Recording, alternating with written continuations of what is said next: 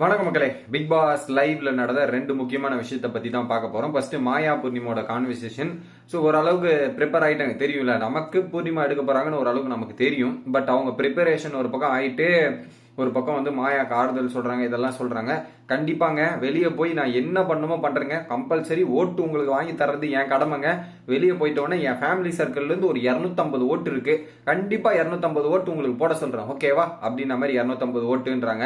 அதுக்கப்புறம் மிஞ்சி மிஞ்சி போனா இன்னும் ஒரு 50 ஓட்டு என்னால் திரட்ட முடியும். அப்படி ஒரு திரட்டி ஒரு 300 ஓட்டுகள் இருக்கு, நான் உங்களுக்கு போட்டுறேங்க. 300 ஓட்டுகள் மாயாக்கு போட்டு ஓரளவுக்கு பண்றேன் அப்படின்ற மாதிரி சொல்லிடுறாங்க ஒரு பாயிண்ட்ல. நீங்க 300 ஓட்டு போடுறது அங்க வேற லெவல்ல டிஃபரன்ஸ் இருக்குதுங்க. நீங்க 300 ஓட்டுன்றீங்க, அங்க பெருசா இருக்குது. ஒன்னும் பண்ண முடியாது போல இருக்கு. நீங்க இப்படி வேணா சொல்லலாம், பட் ஒன்னும் சான்ஸ் இல்லை அப்படின்ற மாதிரி ஒரு விஷயம் சொல்லும் போது, சரி இப்படி நினைக்கிறீங்களா, அப்ப என்ன பண்றேன், உங்களுக்கு 275 போட்டுறேன், 25 விசித்ரா மேம் போட்டுறேன். கரெக்டா இருக்கும். 275 25 அங்க போட்டு கரெக்டா மேனேஜ் பண்ணிக்கலாம், இதெல்லாம் பண்ணிக்கலாம் அப்படின்ற மாதிரி பேசுறாங்க.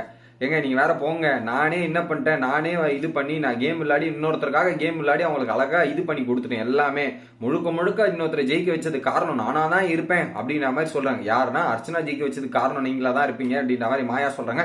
அதை நான் அக்செப்ட் பண்ணிக்கிறேன்.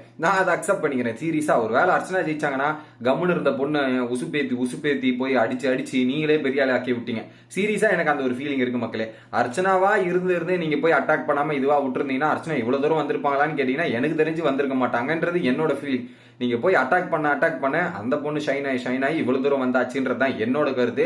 ஒரு வேலை அந்த அட்டாக்லாம் நடக்கலன்னா அர்ச்சனா தெரிஞ்சிருப்பாங்களான்றது தெரியல. ஒரு மினிமம் 4 வாரம் தாக்கு பிடிச்சிருக்கலாம், இல்லைன்னா அவ்வளவுதான். அதுக்கப்புறம் வெளியே போயிருப்பாங்கன்றதான் என்னோட இதுவா இருந்திருக்கும்.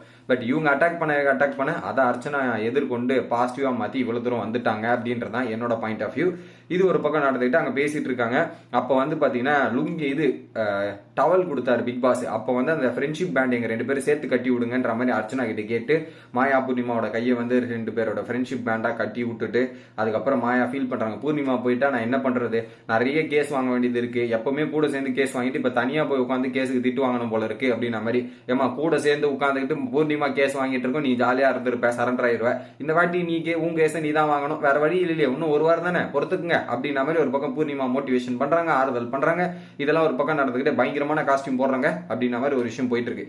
இன்னொரு பக்கம் என்ன நடக்குதுன்னா, வெளியே வந்து மணிச்சந்திரா, விஷ்ணு அண்ட் தினேஷ் பேசிட்டு இருக்கும்போது பாத்தீங்கன்னா, என்னடா இதுங்க, சும்மா ஒரு டாஸ்க்ல வந்தா கூட எதா இருந்தாலும் என் பேரே எடுக்குதுங்க, எதா இருந்தாலும் என் பேரே எடுத்து சொல்றது, இதுவா சொல்றது, எப்பவுமே இந்த நெகட்டிவாவே இருப்பானுங்க போல இருக்கு. ஒரு விஷயத்த கூட பாசிட்டிவா, இதுவே ஒரு ஃபன் டாஸ்க்லயே வந்து இப்படி பேசுறாங்க பாருங்க. என்னத்த சொல்றது, அதுக்கப்புறம் உட்காந்து கலாச்சிட்டு இருக்கானுங்க, இதெல்லாம் பண்றானுங்க. என்ன சொல்றதுன்னு அவனுங்க உங்களை புரிஞ்சிக்கவே முடியல அப்படின்ற மாதிரி விஷ்ணு ஒரு பக்கம் புலம்பிட்டு இருக்காரு. அப்ப வந்து சொல்றாரு, இப்ப நம்மள சொல்றாங்கல்ல எல்லாத்தையுமே இது பண்றேன் அது பண்றேன், நான் எதுவுமே அப்படி பண்ணலையே, அவங்க தான் எல்லாரையும் யூஸ் பண்ணிட்டு அதுக்கப்புறம் தூக்கி போட்டுறது, கேம் அவங்கள வச்சு விளையாடிட்டு தேவையெல்லாம் காலி பண்ணி அனுப்புறது, இதெல்லாமே அவங்க தான் பண்றாங்க, நான் எதுவுமே பண்ணல. இதெல்லாம் நம்ம கேள்வி கேட்டா நம்மள இப்படி சொல்லுவானுங்க. ஆனா அவங்க எல்லாம் பண்ணிட்டு அவங்க நல்லா வாங்கிடுவாங்க. என்னத்த சொல்றது, தேவைன்னா கார்டு எடுத்து யூஸ் பண்றது, இதெல்லாம் பண்றது, எல்லாத்தையும் யூஸ் பண்ணிட்டு இது பண்ணிட்டாங்க, காலி பண்ணிட்டாங்க. கார்டுனா என்ன கார்டுனா உமன் கார்டு சொல்றாரா. எப்ப அதுல ஒரு கூட்டணி மெம்பரா இருந்தவர் தானே விஷ்ணு, நீ அப்பயாவது சாதகமா பேசிருக்கலாம்ல. அப்ப நீங்களும் பேசல, நீங்களும் அந்த கூட்டணியில பிரதீப் இருந்தா நமக்கு டஃபா இருக்கும், நீங்களும் அதை யூஸ் பண்ணிட்டீங்க. பட் இப்ப வரும்போது நீங்க அடிக்கடி வந்து அவங்க தான் யூஸ் பண்ணாங்கன்றது தேவையில்லாத விஷயம். ஏன்னா அதுல இவரு தான் இன்க்ளூடா இருந்தாரு, ஓகேவா.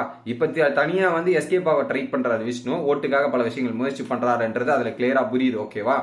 இன்னொரு பக்கம் வந்து கமல் சார் ஒரு தப்பை சுட்டி காட்டுறாரு, இதெல்லாம் பண்றாரு. இப்ப அந்த தப்பை சுட்டி காட்டுனா நம்ம அக்செப்ட் பண்ணி ஏத்துக்கணும்ல.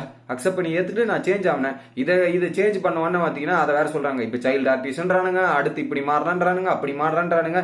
என்னதான் கதை, ஒரு தப்பை திருத்திக்கிட்டா அவங்களுக்கு பிரச்சனையா, திருத்திக்கிட்டு மாறுறதா ஒரு பிரச்சனையா, இவங்க வச்சுக்கிட்டு என்னதான் பண்றதுன்னு தெரியல அப்படின்ற மாதிரி ஒரு பக்கம் ஃபீல் பண்றாரு. அவ்வளவு பெரிய லெஜண்ட் வந்து நம்ம கிட்ட சொல்றாரு.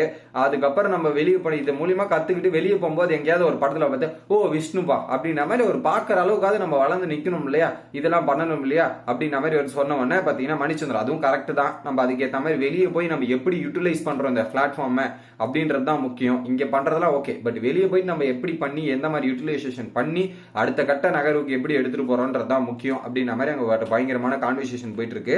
சோ இப்ப தினேஷும் இதை ஃபீல் பண்றாரு, ஏண்டா ஒரு ஃபன் டாஸ்க்ல கூட என்னையும் விட்டு வச்சிருக்க மாட்டீங்களாடா, என்னையும் அட்டாக் பண்றீங்க, இப்ப வர என்னதான் நடக்குது இங்க அப்படின்ற மாதிரி தினேஷும் அந்த ரோட் டாஸ்க் இருக்கு பாத்தீங்களா, அங்க நடந்த விஷயங்கள்லாம் ஒரு பக்கம் பேசிக்கிட்டு இங்க ஒரு டிஸ்கஷன், ஒரு பக்கம் பெட்ரூம்ல ஒண்ணு போகுது, இன்னொரு பக்கம் G2 ஒண்ணு போகுது. இப்படிதான் லைவ்ல போயிட்டு இருக்கு. அடுத்து என்ன நடக்குதுன்றத அடுத்த வீடியோல பார்க்கலாம் கைஸ்.